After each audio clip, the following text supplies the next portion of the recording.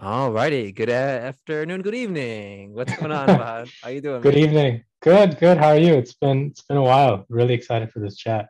Oh man, I've been excited since we touched base, or pretty much since you agreed to do this with me, man. I was prepping all week. I'm sure you saw me kind of lurking on your Instagram, Yeah. but you know. I tried doing the same. I tried doing the same. And I think, yeah, I think you've had a pretty cool journey too since DePaul, with getting married, graduate school, your love of hip hop and stuff like that. It's been cool to see. Yeah, no, thanks. I really appreciate that. Yeah, my Instagram presence is a little bit like interesting, like I just got my Instagram back in 2020 actually. I just started it back then.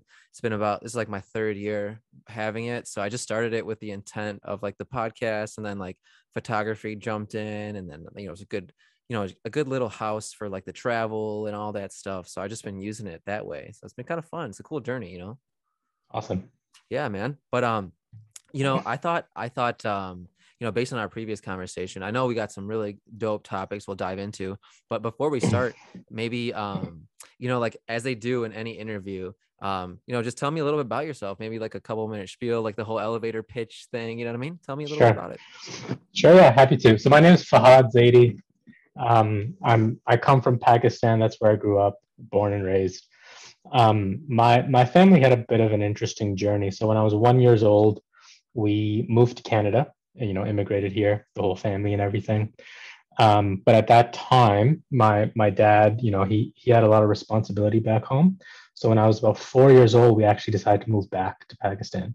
Um, and so that, as a 4 year old, that felt like to me like I had immigrated to Yeah. Pakistan from Canada, Right. because for all intents and purposes, I was a Canadian living in Pakistan, um, which was a very cool experience. As much as I remember, but very very cool to kind of then spend age 4 to 11 in Pakistan and get a deep understanding of our culture and everything, and really good relationships with elders and cousins and stuff like that, which was super awesome. Hmm. And then from there, we went when I was 11. We then moved back to Canada, for good this time, which again, kind of immigrating again because by now I'd become so accustomed to one way of life and one culture, and then moving more than halfway across the world was quite quite interesting, fun, stressful, culture shock, all that kind of stuff. Um, we moved to Calgary, which was a fairly non-diverse city at the time. Yep. There was, I think, two or three people of color in my elementary school, Wow. maybe like close to 10 in my high school, and Yeah. a little bit more in college. Yeah, I don't know much about So the demographics, in Canada at all. So that's very interesting. For some reason or other, I thought it was more diverse than that. it is, as a country, it is, but just our city that we Gotcha. landed in at that time was quite narrow, which is quite interesting. But I think those things make you well rounded as well. So pretty good childhood and everything. And then I went to Chicago, obviously for graduate school Yeah. when I was 24. Spent 5 years there. Then spent 2 years in England, just before the pandemic, and then as the pandemic hit, kind of made sense to be back home in Calgary. So that's kind of the synopsis of me. Sure. But Nice. but happy to kind of dig into any Totally. chapter that you want to. Yeah, I would be interested to hear a little bit. I would definitely want to hear about your time in Chicago, because even though that's kind of where we linked up, I honestly didn't know much about like your personal life and things like that. But I'd be interested to hear like why so many moves. Hmm. Not that it's like a good or bad thing, right? It's just kind of like your normal was, every few Hmm. years, change location. And so maybe why, and then what effect do you think that had on you like coming up? Totally, yeah, that's a really good point. I think for us, like any immigrant family, I think the moves just come from the parents just having the best intentions at the time and just wanting to do the best they can for their Mhm. families. So the very first move of us coming back in the late 80s, just a nice genuine thing for my dad to do for the whole family, to get immigration and come to Canada, this great place, Right. where we build a future. And then life happens, and he has to take care of stuff back home, and even in that regard, it was the right thing to move back and help out some of our elders, some of our aunts and uncles that way, so that that stuff was taken care of too. And then again, as I was getting older, my siblings were getting older. Again, it kind of made sense, and it felt like the best thing to do was for us to be in North America or somewhere developed, to go to school and build our careers in that kind of an environment. And I think it defined me in a lot of ways. As I look back now, I think it was probably more stressful than I realized. Not consciously stressful as a kid, but having to make new friends every 5 years, 7 years. I don't really think I have like childhood friends because I've just lived in so many places and they're so far apart. Yep. And that definitely, a lot of my insecurities, a lot of my, development or personality traits, kind of come from that, that I've worked on the last couple of years. But, that stuff does, define you in those ways, I think.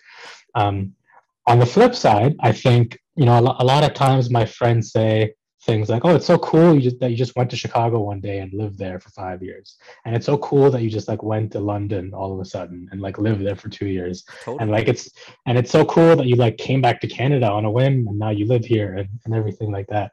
And I think to me, none of those things sound hard because they're just so ingrained in me that like you can just Yep. move, you can just go halfway across the world and like do a bunch of awesome shit. Yeah, figure it out. No, that's such an, like, there's so many good points in that response there. And what's really good is that you have done your introspection and understood how these things have affected you.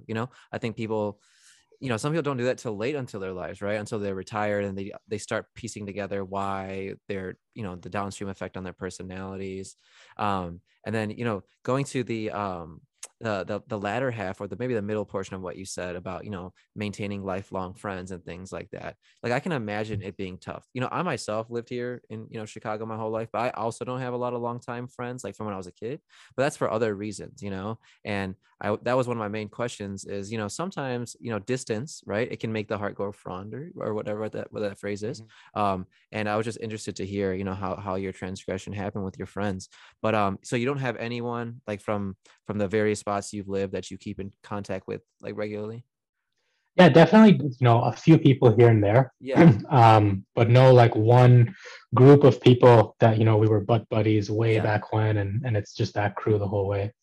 And that's a really interesting point to dig into. I think what I've learned a lot in my, journey the last couple of years, around mental wellness and everything is, Mm-hmm. no matter what it is that feels negative or feels like it builds an insecurity or a weakness or something that like other people have that you don't, within that same thing, there's a strength that we kind of uncover later, Yeah.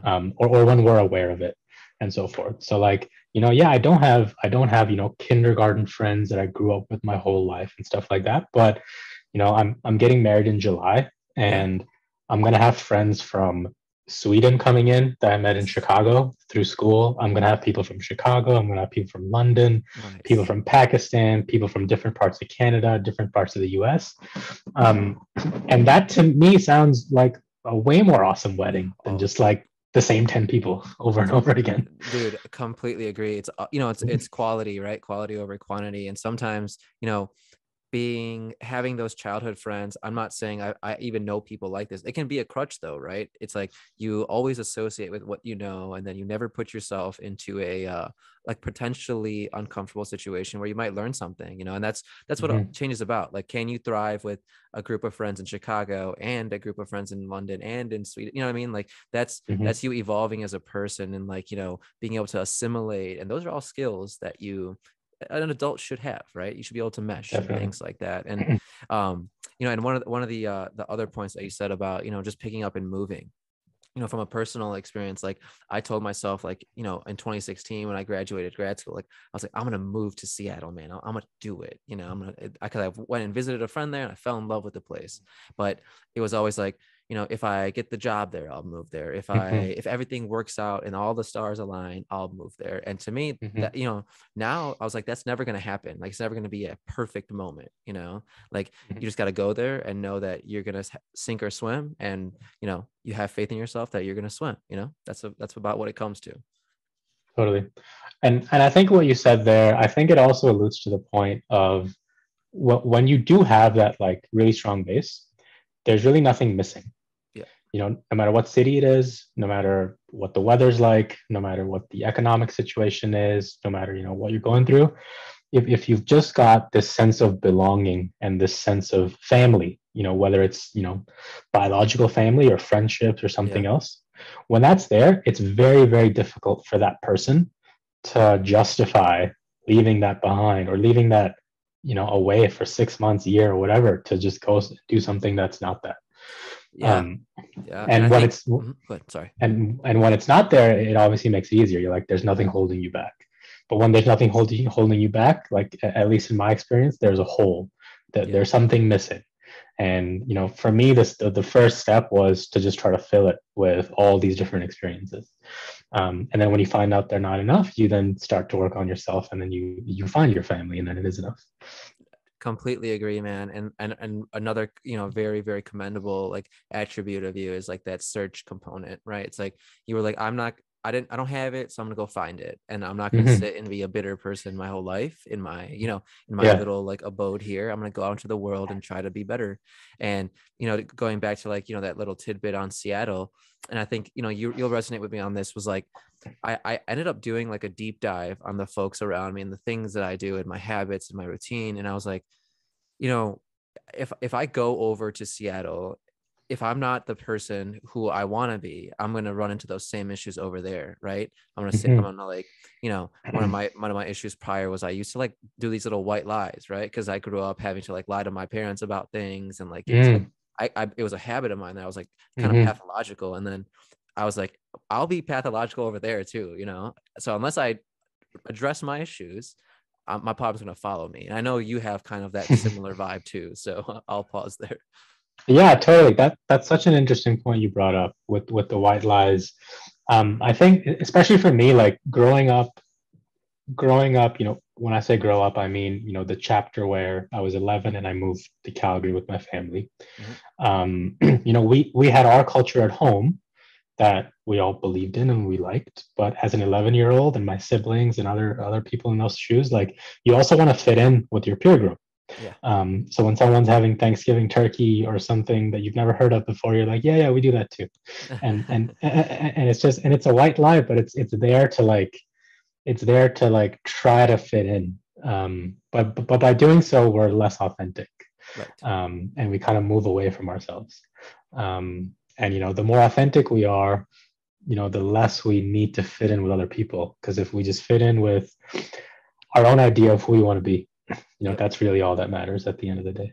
Yeah. Yeah. And so like, tell me, so I see your journey right throughout Instagram that I've been able to follow, like from your Mm-hmm. first post back in like 2013 to now. It seems like you've been forming your authentic self, right? And I think you continue to Yeah. do so. So if we go to like that Chicago chapter, right, and that Mm-hmm. formation from then until now, like I was looking at one of your first Instagram posts. I think you were at like a Houndmouth concert. Yeah, Um, that's right. Yes. that, and like so tell me like at what point you were in life when you were there, like who was Fahad Mm. at that point? Awesome. Yeah, I think Chicago, no matter what happens in my life, will always be the most memorable chapter. And that amount of growth that I had there as a person, not just education and career and other stuff, but just as a human being, Yeah. I think is going to be hard to replicate in any other chapter. Um, so back in 2013, when I was at that Houndmouth concert, I think I was, very spongy, very open, say yes to everything, very fun. Yep. Wanted to experience everything, every possible thing I could in Chicago, good or bad, rain or shine, every sports game, every concert, every party, Hell every yeah. Sasha show, like no matter what was going on, I had to be there. Right. Um, and just a ton of fun, but but a lot of just like anxious energy, insecure energy to kind Yeah, of, make sure I'm doing the coolest things, make sure I'm doing the best things that come across as the best things, versus really being introspective and working on myself and just being happy. mm-hmm. um, and I think that whole feeling, I think, comes from just being brought up in that way, where I think in our culture there's a ton of pressure, on from the time you're in high school to Sure.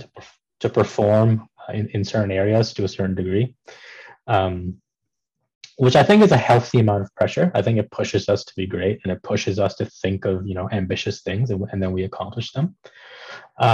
But I think where we kind of fall short is focusing on that mental health aspect, Yeah. and taking care of yourself mentally in healthy ways. So I had all this kind of stress and built up energy, and none of it was bad. None of it was, anything out of the ordinary. My parents want me to go to grad school. My parents want me to find a nice wife. They want me to make a ton of money, buy a house. Like, these are all normal things and Right. great things. But when the pressure or the stress of that isn't dealt with in healthy ways, or taught how to deal with those things in healthy ways, a person just looks for anything that can relieve a little bit of stress. Um, Yeah. and that's kind of where I was in 2013, 2014, 2015. Just like this anxious kid that wants to do all these things to make his parents proud, but it's stressful. And then you find habits that are not the healthiest to cope with them. To go with them. Yeah, no, I completely agree with that. And just to peel back a couple of those layers, about the whole thing where your parents want you to, right, go to school and have a good job and do, and like cars, a house, wife, all these things, right? I think those things come from a good place, right? From your parents. They want you to like be self-sustaining, and they want you to have a good experience in life and things like that, right? But I felt like it was never explained that way, right? It was never Mm-hmm, explained like, hey, like you just need to make a certain level of living where you can come up every month and you can, go travel and make experiences and have a family. Because if you mm-hmm, go below your expenses every month, it's going to be tough. That no one explains it to you like that, but it becomes this like arbitrary, like pillar that you have to form in your life. And it's like, I don't even know if I want that, mm-hmm, and then you get mm-hmm, judged by something, by a metric that you don't even care about really. And unless you do, right? Unless that's what you want. So, and I think what it leads you to is not really having like a home, not having a safe zone, because your mm-hmm, family should be that safe zone. But then they end up being the ones that are giving you the most scrutiny and putting you under the closest watch. And then you go to strangers and you go to habits and you go to other people to seek comfort. And that mm-hmm. can be a good thing. I think for us, you and I, it's been good things. And but for others, it can lead you down a path that you might not want to embark upon. Definitely. Yeah, I love what you said about how it's presented. At an abstract level, it is what we want, because it's what every human wants. Right. Every human wants connection, love, affection, security, and a sense of family. That's what everybody wants. Right. But a lot of times in our culture, it's presented in a very superficial or very, substance or surface level, material level way, rather than at the core of it and what it means, and why it brings joy and happiness. And it's not until you actually feel that joy on your own that you really understand, what the point of all that kind of stuff is. Yeah, yeah, 100%. And just to not to derail from the Chicago topic for too long, but did you grow up with like a certain like standardized test like that you had to pass to get into college or something like that? Actually, no. So we actually don't have. I think it's called the SAT in America and stuff like Yeah, the that. ACTs. Yeah. So, Um, um, well, the only reason I bring that up because like I know you come from a Brown family, and as do I, and like, dude, that was such a big debacle in the Brown community amongst like the kids of the same age. Like mhm. all the mothers would get together and be like, "Oh, what did your kid get on the ACT? And what did your kid get on the ACT?" And then they would like lie about it and shit. And I'd be like, Yeah. "Bro, this is not setting anyone up for a good relationship, man. Like this is setting us Hmm. up for some like really, really bad like templating for like future engagements." You know what I mean? So it's like, Definitely. Definitely. how can you always compete with the folks that you're closest with, in that way where you're trying to Mhm. be better than them? So Mhm. that I don't know if you experienced that in other ways growing up, but that shaped us, I think, as young kids. Yeah, totally. Like we don't have ACTs, but we definitely have other stuff that's very comparable. Other just like vanity metrics that our parents use Right, right. to like be like, oh, my kid's KPIs is over here and your kid's over here. We're better. Exactly, dude. So I never resonate with any of that stuff, but going forward, we'll hop back on the tracks here. So you painted me a little bit of a picture of like who you were and where you were at with that anxious energy when you came to DePaul, right? And dude, kudos to you, right? I've never been to as many sports games in here Chicago as you have, right? You've been to every single sport. I have not. So but so I saw you got your master's of science. That's right. Yeah, Masters of Science in Project Management. Masters of Science in Project Management. So tell me a little bit more about what that specifically entails and why that was a thing for you. I think so. To be completely candid, 80% of it was wanting to move to a big city, Okay. like San Francisco, Chicago, New York, Toronto, London, Vancouver. That was the primary, thing I was looking for, not necessarily some passion I have for Okay. project management or anything like that. Sure. Growing up in a fairly, modest household, and not leaving home for undergrad, I felt like I was missing something. And I wasn't. I was unfulfilled, and Mm-hmm. I wasn't doing anything that required discipline, or it gave me like a sense of purpose.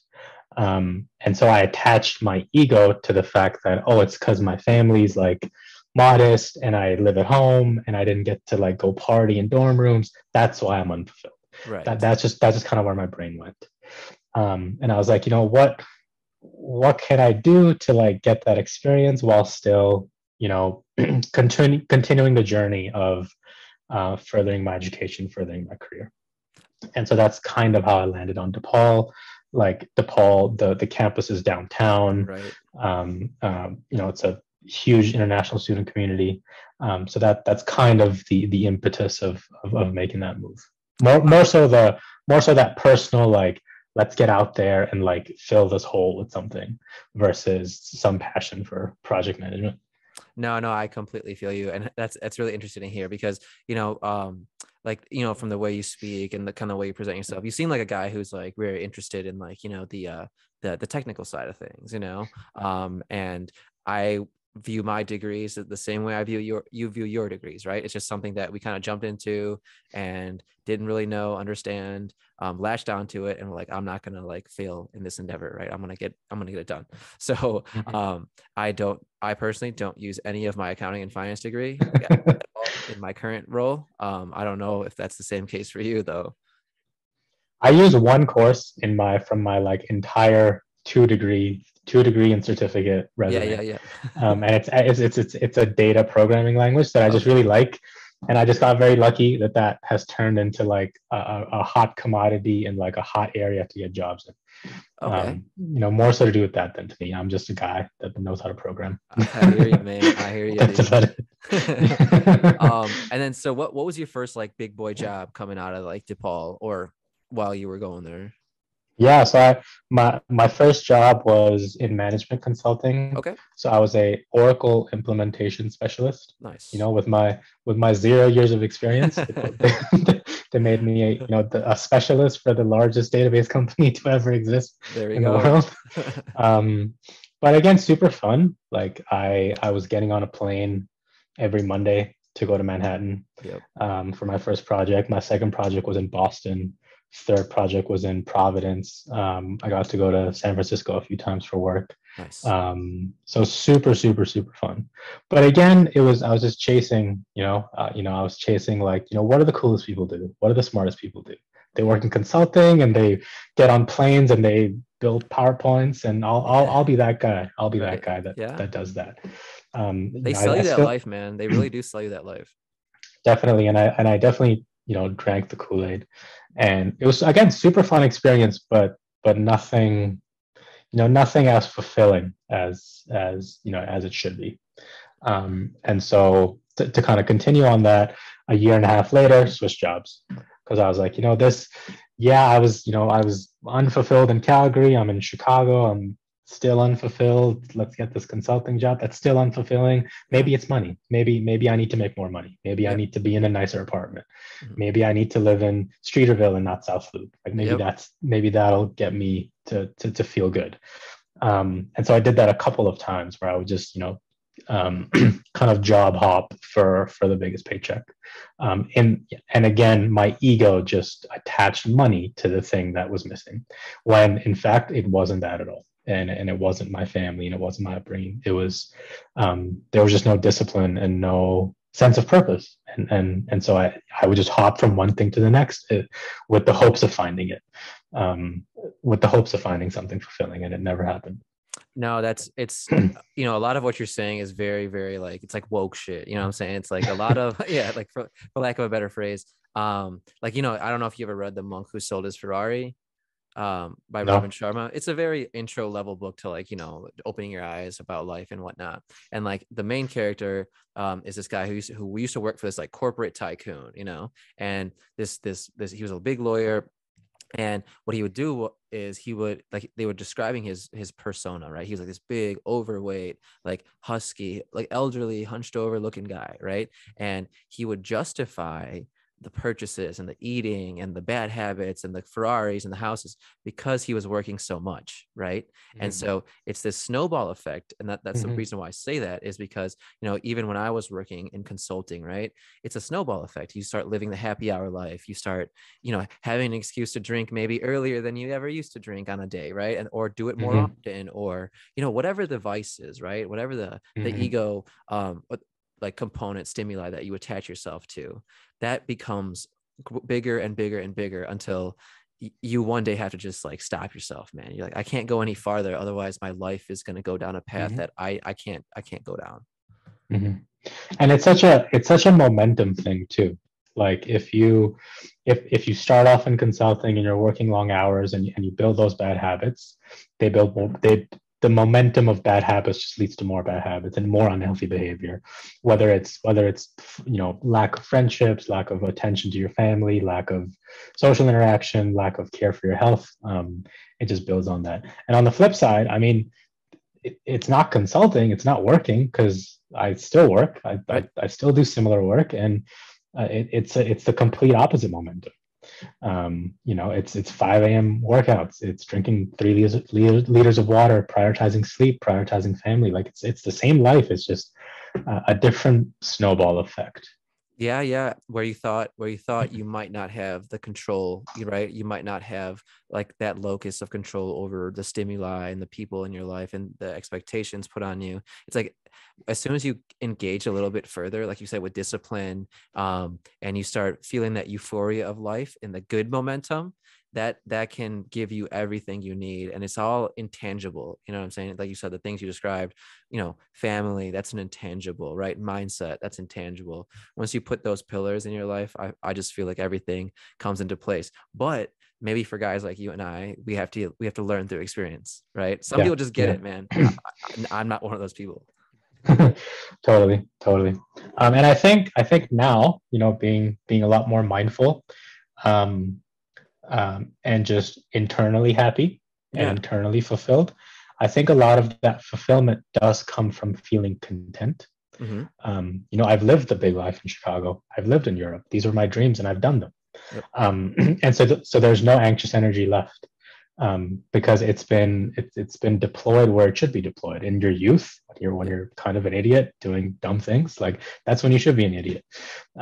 Versus the opposite, which is you never do anything, and then maybe when you're 50, you feel like you missed out, Yeah.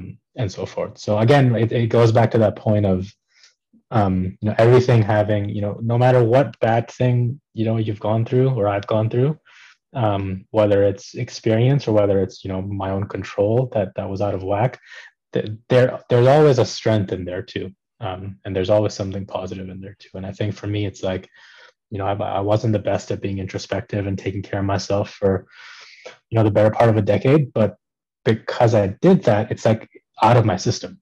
Yep. And I'm not looking back resentfully or regretfully. And like you said, like I did literally everything I could do in Chicago to enjoy it. Yeah. Yeah. Rather than like hold back. And I think looking back, like had I known going in that I would only live there for 5 years, I would have tried to do more. Sure. I would have tried to like go to every monument in the US, take road trips to random cities, and so forth. And then same thing in England. Like I lived there for 2 years, which I didn't know was going to be 2 years when I went there. Hmm. Had I known it was only going to be 2 years, maybe I would have worked a little bit less. Maybe I would have traveled a bit more. Maybe I Yeah. would have gone to one more cafe or two more cafes a week to like really appreciate it.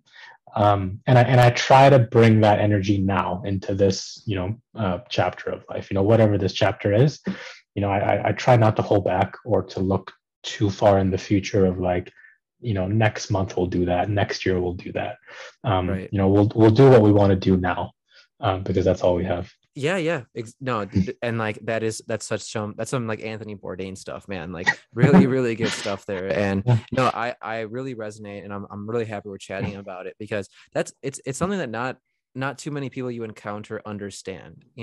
It's like, hey, yes, we're all like on this, whatever Robinhood Fidelity stock thing to like, Mhm. we got to do it because we have to have money when we retire, or what if something major happens? And it's like, all right, I get it, right? But right now we have our youth, right? These are the best years. So they say, right? And if you're spry, if you're up and at it, if you're Mhm. meeting new people, taking a few like calculated risks here and there, and having Mhm. those good conversations, making those connections, if I'm being honest, that's all I remember, like of good from the past 10 years, right? I remember the good conversations, the traveling, the euphoria I got from going to Scotland and Ireland and, to Hong Kong, like those types of things, making memories with people. I don't forget that stuff, but maybe the car I had, or that nice pair of shoes I was able to afford after I got my first paycheck, whatever, right? I don't even remember that Mhm. stuff anymore. Yeah. Yeah. Totally. Totally. Definitely. But no, so I'm resonating with the whole, like, the time is now, right? So then Mhm. as we come, so as we, like, let's run with that idea and let's let it come to fruition here. So you were in Chicago for 5 years, from 2013 to 2018, right? And it seems like you had your awakening in London, right? So as we're coming to the end of your time in Chicago, what is going Mhm. through your mind? What is happening? What's in your decision making process that's taking you over to London, and why leave Chicago? Yeah, I think just a continuation of that anxious energy, the insecurity, Mm-hmm. the lack of fulfillment. Again, it was like, well, maybe it's Chicago that's just not big enough, and that's why I'm not fulfilled. Maybe I got to go to New York. Maybe I have to go to San Francisco. Maybe I got to go to Europe.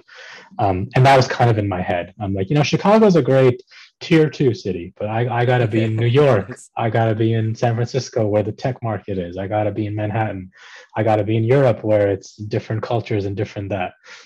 When in reality, Chicago is one of the best cities in the world. It's like I said, it's like my most memorable, experience of life. Yeah. It has everything a human being could want in a city, good and bad. Like Yeah. it can literally be anything you want it to be. But again, just going back to my instinct of like, I'm not fulfilled, I'm not happy, I'm not like, there's no purpose. So it must be the city, it must be the job, it must be the environment. And I got to change that, and that'll fix it. So, Um, yeah. So really quickly on that, just to go a little bit deeper, what were the routine aspects of you? Like, what were you, so like, for example, were you doing any kind of like reading, exercise, introspection, meditation? Was any of that stuff part of your routine at that time? no, not at all. A little bit of exercise, like just to keep up with the fact that it was cool, Yeah, yeah. like doing it very unconsciously. So I would go for bike rides along the lake because Right. it's cool, because I get to take a picture with my bike I and it'll saw a be lot of cool. pictures on your Instagram, dude. Yeah, exactly.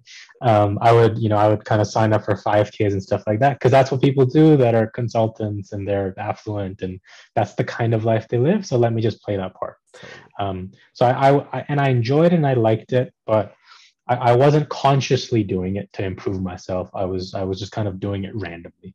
Uh-huh. And there was definitely no um, focus on meditation, wellness, mental health. being present, being clear, or anything like that. It was just, my the routine was wake up, work, eat, sleep, and then repeat. Yep. And try to associate yourself with the coolest things, or the funnest things, or the most expensive things, or the most expensive areas that you'll be seen in by other people that only exist in your head, Yep. Yeah. that don't Yeah. that don't give a shit what you're doing anyway. Yep. And Yep. like that whole perception part of it, very like non-present living. Okay.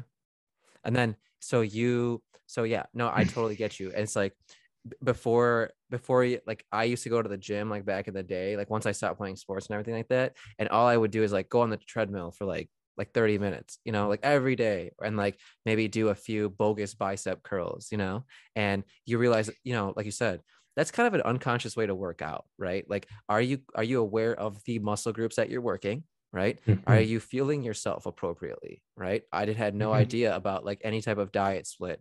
I didn't know that like carbs are good for you in moderation, or they're good carbs and bad carbs, like good fats and bad fats. I knew none of that. All I was just doing was throwing shit into my body and Yeah. hoping that it was giving me energy. And then you would not see the strides you would make, because you're like, oh, I'm at the gym, right? And then Mm-hmm. you're like, oh, but my body's not following suit. And you're just like, oh, I just can't lose weight. It's just my body type, right? But like Yeah. in reality, right, we're just unconsciously living for a little bit until we like hone in. Yeah. Yeah. That's so true. And like on that point, I've had a bit of a weight loss journey the past 4 years or so. Yeah. I lost 50 pounds in 3 years. And I actually lost probably 40 pounds in 6 months. Okay. Um, and the rest was just this kind of random energy of like, let me try this, let me try that, let me do cardio, let me do CrossFit, let me lift, let me Yeah. do a little bit of both, let me cut carbs, let me go carb heavy, let me do, and just random, whatever. And then as soon as I hit my stride and I kind of understood what works for me, it took no time to see results. Right. And it wasn't even about the results, because it was about my brain. It was Yeah. about just going, doing something that requires discipline, that made me proud of myself, which for me was eating healthier and exercising. It can be anything for anybody. For me, it was those things. And because I started to do those things, I started to feel proud of myself, because they required discipline. Yeah. And because I feel proud of myself, I want to just do it every day. And because I'm just sticking to it every day, the results just, they go up exponentially versus linearly. Yeah, yeah. And before I would love to get to the London aspect of things, but to your point on fitness, right? So it is it is it tough for you, and because it is for me, is it tough for you to remain detached from the results of your workouts? Or is it do you know what I'm trying to say? Like because like I'm still trying to find the balance of working out because it's like good for me in the long term, right? That's probably maybe 40 to 50% of it, but maybe another 50% might be like a vanity component, because like I want to look Mm-hmm. good, I want to be swole and shit, you know what I mean? So like Yeah. that comes into play. But I find myself with anything that I do for a long term, right? Podcasting, reading, whatever might traveling. It's like I have to be detached from the actual like result of it and just kind of like understand that this is good for me, and that's a practice I try to learn from philosophy and a lot of Buddhist teachings and whatnot. But I don't know if you think about that type of stuff. Yeah, definitely, definitely. And it's still hard, and it's a bit of a seesaw. Yeah.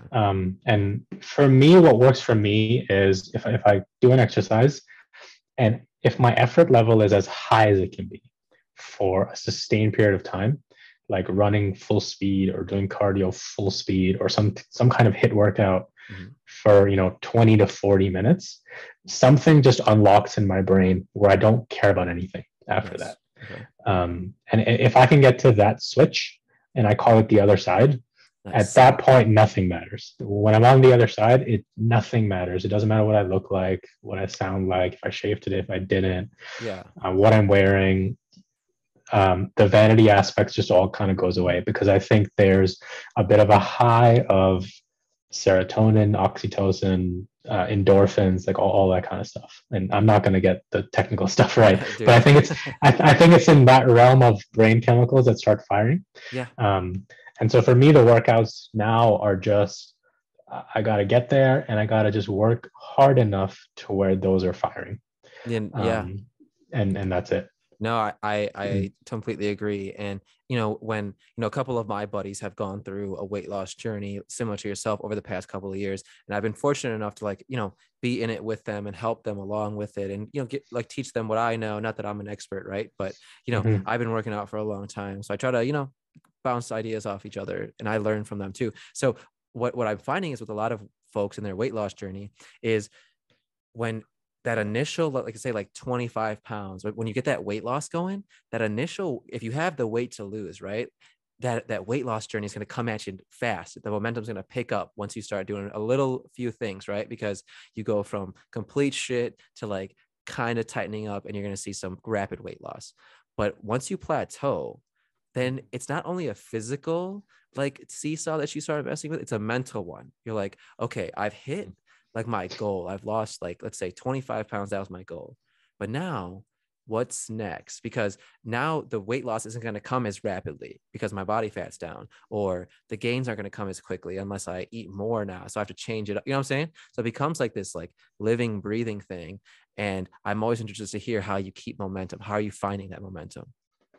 So for me, what really worked well for me is around 2018 or so, kind of where I was at the end of my years of living, this life of just superficialness and everything material, Yeah. nothing fulfilling and no purpose. I came across a guy named Simon Sinek, which I think a lot of Yeah. people have heard of. Yep. And I listened to one of his talks, which was like 45 minutes in a theater in London. And he talked about infinite goals and finite goals. And that, like, it sounds very cliche, but it changed my life, like in a lot of ways. Yeah. That's awesome. Because like how I said about it took me 3.5 years to lose 10 pounds, and it took me 6 months to lose 40 pounds, and Yeah. it's because of that approach where a lot of people set finite goals before they set infinite goals. A finite goal is something that has an end. And so what happens is you set a finite goal of I want to lose 10 pounds by my wedding, or I want to lose 25 pounds, before my friend's bachelor party or something like that, or before the summer. And what happens is when you get close to the goal or you reach the goal, you stop and you start to go back to the starting point. Once if the goal is 10 pounds and you get there, you're going to stop. Like if you're Usain Bolt or, and you're running a race, you're not going to keep running, after you've After won the start. gold medal, right? Like, Yeah, and if you're playing football, if it's been 60 minutes, you're going to stop playing because that was exactly. it was the finite set of rules and the finite setting that you were playing in. An infinite goal is something that just doesn't have an end. And so the infinite goal for me became, I want to exercise 4 times a week. And it's some weeks I'm going to be in the win column, some weeks I'm going to be in the loss column. But the game itself is never over. Right. I could lose 20 weeks in a row, but there's a reason for me to try to win the next week. Yep. And then it just creates a healthy like friction in your brain where if I lose 2-3 weeks in a row, I'm not going to like that. And I'm going to try to win the next week. And if I've been winning for 6 or 7 weeks and I don't, win the following week, I'm not going to be as critical of myself because I can see the full picture. 6 of 7 is better than 0 of 7 or something like that. And I Completely think, agree, man. and I think in business, even, this is pretty prevalent with companies like Apple. Apple wants to make the best phones for people like us. They want to make the best devices for artists to create. They want to make the best technology for technical people to create their products. They're not chasing anybody else. They're just trying to be better this year versus last year, and that's it. A bunch of companies will come in and they will try to beat Apple on their way and fail because Apple's like, yeah, you can try to make a better laptop, and maybe you are making a better laptop, but we're just going to continue trying to be better compared to ourselves, and that's it. Right. And that's a never-ending journey, and they will win in the long term. And when I applied that to myself and my physical health, I started to see just insane results. Yeah. No, I can really appreciate that business case example with Apple, because my mind didn't really even go there. I would never apply that principle to like a business case, you know, but it's so true, right? Like I have all Apple products, you know, and yes, you know, your Android user will come at you reckless with some shit as to why it's not good, right? But you know, people come back to it for various reasons, right? Because it's its own brand of computer or its own brand. It's not even apples to apples with Microsoft, you know what I mean? Totally Mm-hmm. different.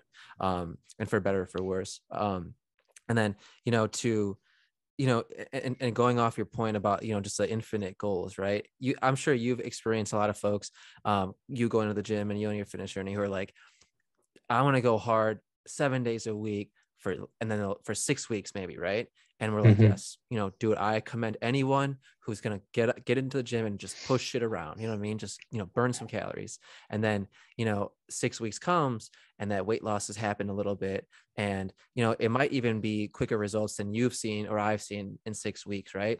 But there's a difference, right? Someone, in my experience, will taper off after those 6 weeks once the novelty of working out Mm-hmm. weighs off, right? But it's like for you and I, it's like, yo, I'm gonna be here, you know, I will continue Yeah. to be here forever. So like like I said, I can commend new efforts, I can commend that, but you almost are like, dude, focus that energy up, right? Don't just Mm-hmm. like let it spew out in this like way, like control it and funnel it over a long period of time, because that's Yeah. longevity, you know? Yeah. I think motivation is needed to kickstart something, Yeah, but of then course. but then but then you need discipline and self-worth and feeling proud of yourself to keep it going long term. You need discipline to turn into a habit versus just motivation. And then I think you need to experience that other side feeling of like, Yep. you go to the gym and you don't even remember what you did, but you just feel awesome.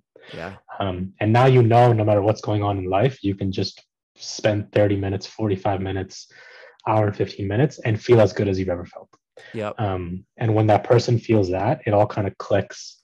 And then they start to transition over to a more lifelong journey versus just, you know, a short-term motivation fueled journey. 100%.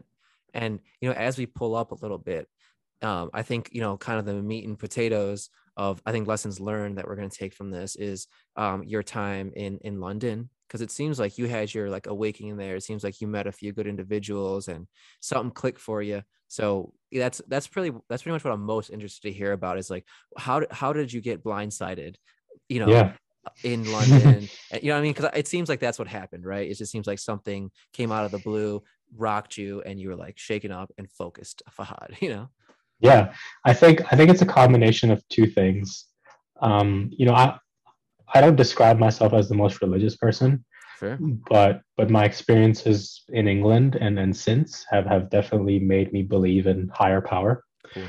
and someone or something or some being that has just their ways of helping, or showing you, not helping it all the way, but showing you little doors you can open that can significantly improve your life if you're aware enough to walk through them. And is it specific to a faith, or is it just high level? I think just high level for Okay, me. perfect. Um, and the second one is, you know, I was in Calgary, kind of unfulfilled. Blamed Calgary, blamed that it was cold, blamed that it was Yeah. boring, you know, and anything but myself. You know, it's something else. It's not me. It's something else that's unfulfilling. So I need to just change that, and then I'll be awesome. Um, I went to Chicago, same thing.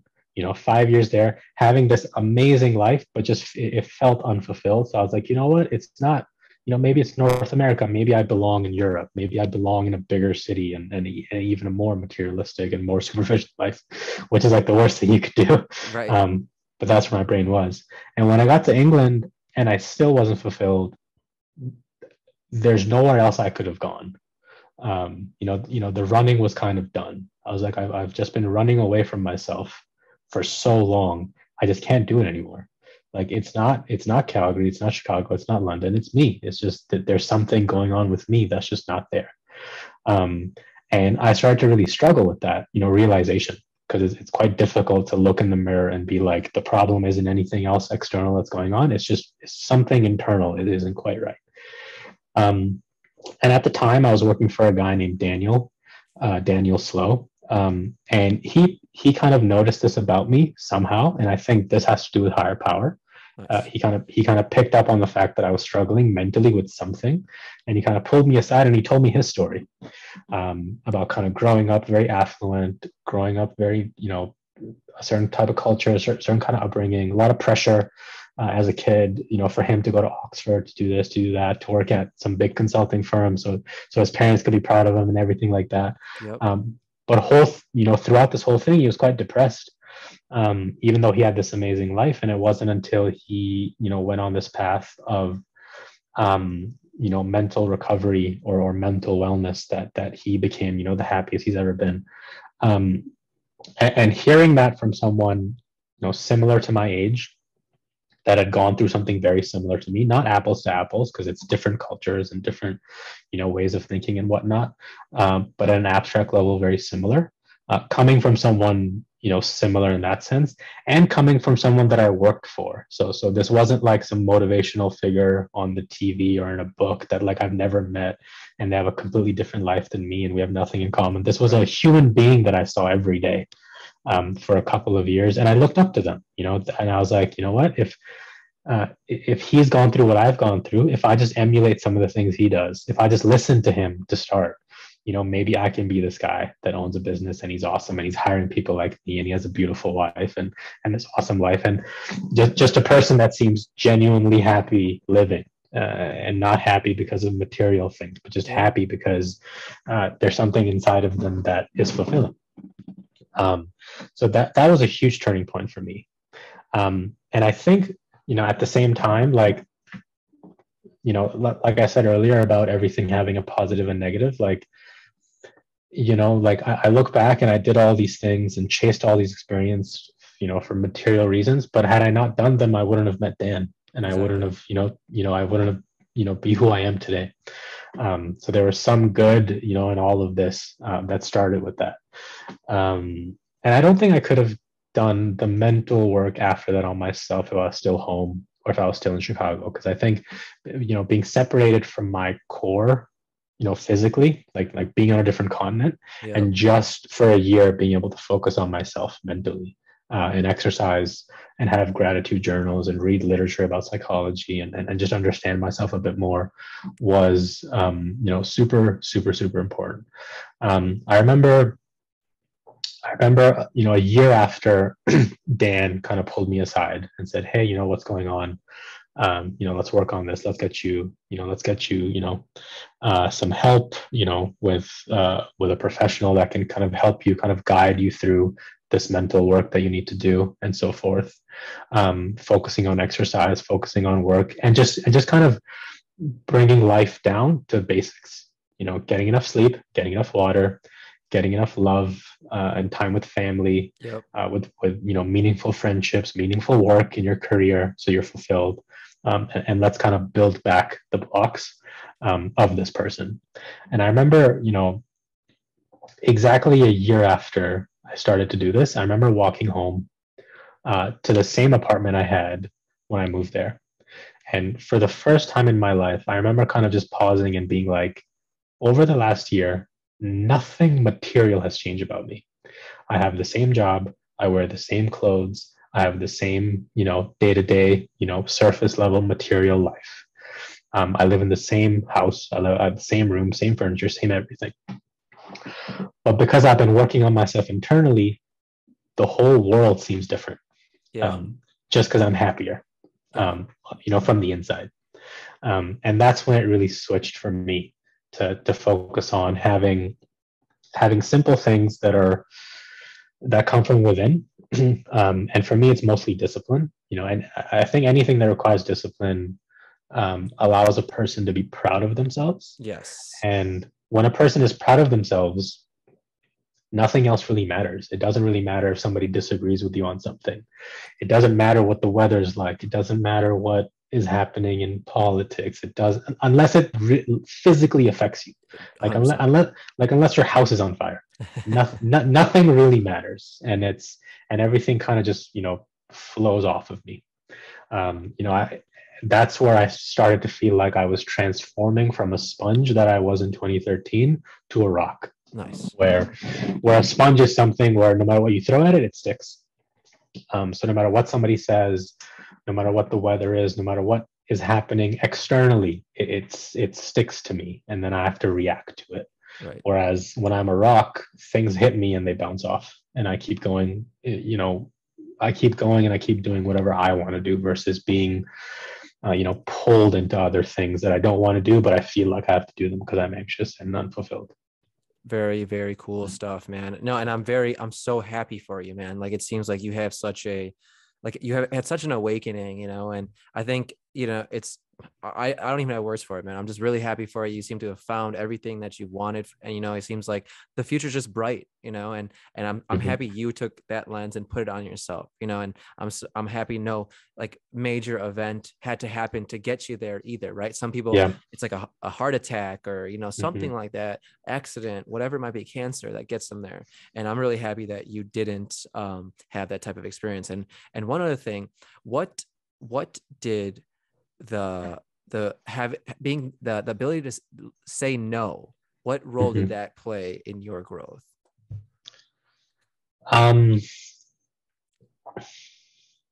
yeah, I think And I can add more context if you need me to, because one, it's really tough to say no to an Indian parent, right? That's like just not in the vocabulary. yeah. And then two, like you were saying, because like you, from your transformation from a sponge to a rock, things have just start to bounce off of you, and you just Mm-hmm. know to go your own way and not get pulled, right? So to Mm-hmm. me, part of that is learning how to set your boundaries and say no to folks when you're feeling like something is not in Fahad's repertoire. Yeah, I think it taught me a lot about control, and just understanding how much of my life is really in my control. Yeah. And obviously all of it isn't. There's stuff we can't control, but there's obviously stuff we can. And if we control some of the core things about us that make us human, like focusing on love, affection, family, security, health, wellness, getting enough sleep, getting enough water, stuff like that. Um, After that, everything else is gravy. Nice. So with that really strong base, um, I'm not really saying no because I'm not missing anything. Right. I'm unfulfilled. So if something does happen on top of that, it's not going to derail me. So if with this strong base, I'm definitely not a monk. I still like things that are fancy and fun, and I like to have these cool experiences that I've Yeah. worked for. But they don't consume me. Whereas before, I feel like they did. I felt like I was getting consumed as much as I was consuming, Yeah. versus now I'm just the one that's consuming on top of a strong base of a person. Um, Cool. and and yeah, it's especially with COVID. I think so. Back in 2020, I'd been in England for 2 years. I came to Calgary then just to renew my visa, and in March of 2020, and a week later, the world ended. Nice. Um, What are the and odds? and I remember feeling fine because at home I could still exercise. I was still doing the work that I like. I felt actually a little bit happier because I was just kind of this new person, or not a new person, but I was a cleaner version of myself, a more truer version of myself, and I was with my family. So that fulfillment was now there. So it's like I have the discipline, I have this like sense of who I am, combined with now being in the same room as my parents on a more regular basis, or my brother or my sister on a more regular basis. So I actually felt better when things were locked down and we couldn't do anything. And that's when I really started to see the power of this, way of thinking and way of living Yeah. is literally the world can end. But because I've defined, a few things for myself that I do every day that are very, very simple: gratitude journal, exercise, Nice. a little bit of time just like thinking about your life and planning, making sure there's enough time for family, making sure there's enough time for the significant other, and just cutting out the mental junk food. Um, I can live anywhere. I can live in Calgary in my childhood room, which I'm in right now. I could live in London, which I did, and I was super happy there. I feel like I could live on Mars if I had to. Yeah. Um, Totally. if I could just do what I need to do to be happy. And on the flip side, and like you said, the future seems bright, and it does seem really bright. I met the love of my life here. I'm getting married and all these things, but and I have, a lot more financial security. My family's here, but if I don't take care of myself tomorrow or the day after, if I lose that disciplined, part of me, I won't appreciate how good this life is. Yeah. And so it's a never-ending thing. It's this infinite quest of self-improvement, and it really is infinite. Like it started with just being a little heavy and trying to lose a little bit of weight, Yeah. and it's now like it's now just so far removed from that. It's just about feeling clear-headed and just making sure I'm accountable for myself and my emotions and how I react to things. Nice, man. And no, like I think that a big thing of what you're saying is, when life goes back to the basics, when you have clarity of mind, right? You're thankful for just being able to breathe the air that you're breathing, but going back to my earlier comment about like saying no, putting guardrails, right? It's like, I think so it's a lot of what I do is try to balance like self-denial versus like indulging but controlling yourself, you know what I mean? So like I 100% like try to control the type of information and stimuli I take in. I try to, right? So like I don't really watch like the news. I try to stay up on current events and everything like that, so I know what's going on in the world. But I realize that news makes me negative, like the common narrative news. So then the only information I'll take in throughout the day is like from the books that I read, right? And that's my knowledge for the day. Or if my Instagram feed is full of nature and fitness pages and like travel vlogs and cooking recipes, so I try not to have too much vanity in my social media, or with some of my friendships, right? Historically in college, right, we were going out, we were drinking, we were doing our thing. Now I try to limit that, right? Hey, let's go grab coffee. Hey, let's sit down and have a chat, in the afternoon. And so I try to control my environment to put myself in successful situations. Every now and then I slip, man. Like, you know what I mean? Every now and then Mm-hmm. I'll be with one of my friends I haven't seen in a long time. It'll be 10 in the morning. They're like, hey, you want to crack open this or you want to roll this up? And I'll be like, yep, let's do it, But that's what I try to do a lot of the times is put myself in successful situations. So then I'll perform. And then when I get into a potentially, awkward situation or a risky situation, I know how to handle myself, right? I Mm-hmm. just go back to your safe zone. How'd you figure yourself out there? Apply it here. So that's like kind of my reasoning for using the phrase saying no, because that's kind of like just what I do. I'll be like, no, I don't want to consume that. I don't want to consume that. Mm-hmm. Yeah, and I think the longer we spend in this mode, the more clarity we get around, good and bad, and just the narrative we tell ourselves in our head. So for me, for the longest time, and especially to start my journey of wellness, emotional wellness, physical, mental wellness, and all that kind of stuff, was a lot of it was I shouldn't do this because it's bad for me. Yeah. So I shouldn't have this burger because it's bad for me. I want it because I remember the short term, good feeling, but I know at some level it's bad for me, so I should try to not do it. Yeah. Yeah. Versus now, which is, the last 10 days I've been eating very clean. I haven't had, sugar or anything processed, and I feel great. I wake up and I feel awesome. Yeah. And now it's like, well, why on earth would I ruin this? Like I feel so good right now. I'm gonna feel, and I know I'm gonna feel good in the morning if I don't, pop open a can of, Diet Coke or a bag of chips or order some pizza or something. Like if I like I feel great, so why would I like throw stones at this house that I'm building that's made of glass? You know what I mean? Like, and I think 100%. that switch has started to happen for me, which feels like it's no longer I want to say no or I don't want to do this because it's bad. It's I've got this great thing. Yeah. Let's just keep let's just keep going this way, which is just awesome. Yeah, and those other things don't fit into that forward momentum, so why do it? And I think Yeah. that's a great point. And you know what, I want to be really cognizant of your time, so we've done a little over an hour, man. So I think this is really adequate for today, man. So like I definitely want to keep this as an ongoing conversation. I think we should do this like annually, man. Like I really want to be Yeah. tuned into your journey and all the things you're getting into. But other than that, I'm gonna go ahead and just like hit stop on the record right now.